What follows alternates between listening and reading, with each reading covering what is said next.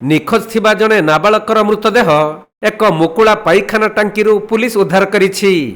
ମିଳିଥିବା ସୂଚନା ଅନୁଯାୟୀ ଗତ ଏପ୍ରିଲ 27 ତାରିଖ ଦିନ ମୟୂରଭଞ୍ଜ ଜିଲ୍ଲା ରାଇରଙ୍ଗପୁର ପୌରାଞ୍ଚଳ ଅନ୍ତର୍ଗତ 3 ନମ୍ବର ୱାର୍ଡର ସାକିଲାଢି କଲ୍ୟାଣ ମଣ୍ଡପରେ ଆୟୋଜିତ ଏକ ବାହାଘର କାର୍ଯ୍ୟକ୍ରମକୁ ବିହାର ରାଜ୍ୟର ଏକ ବିହାରୀ ପରିବାର ଆସିଥିଲେ।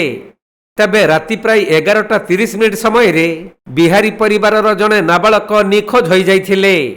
ତେଣୁ ପରିବାର ଲୋକମାନେ ରାଇରଙ୍ଗପୁର ଟାଉନ ଥାନାରେ ଏକ ଲିଖିତ ଅଭିଯୋଗ କରିବା ପରେ ପୁଲିସ 132/26ରେ କେସ୍ ରୁଜୁ କରିଥିଲା।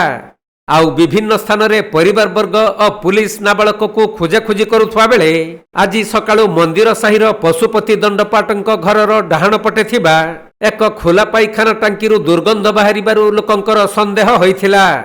ଖବର ପାଇ ପୁଲିସ ଘଟଣାସ୍ଥଳକୁ ଆସି ପାଇଖାନା ଟାଙ୍କିରେ ନାବାଳକ ଜଣକ ମୁହଁମାଡ଼ି ଭାସୁଥିବା ଅବସ୍ଥାରେ ଉଦ୍ଧାର କରି ବ୍ୟବଚ୍ଛେଦ ପାଇଁ ପଠାଇଛନ୍ତି। ମୃତ ନାବାଳକ ଜଣକ ହେଉଛନ୍ତି ବିହାର ରାଜ୍ୟ ସନ୍ଦେଶ ଥାନା ଅନ୍ତର୍ଗତ ଆର ଭୋଜପୁର ଅଞ୍ଚଳର କିଶୋର କୁମାର ସାହୁଙ୍କ 12 ବର୍ଷୀୟ ପୁଅ ରୁବେଲ କୁମାର ସାହୁ। ତେବେ ନାବାଳକ ଜଣକ ସେଠାକୁ କାହିଁକି ଆସିଲେ ଓ କିପରି ତାଙ୍କର ମୃତ୍ୟୁ ହେଲା ପୁଲିସ ତଦନ୍ତ ଜାରି ରଖିଛି।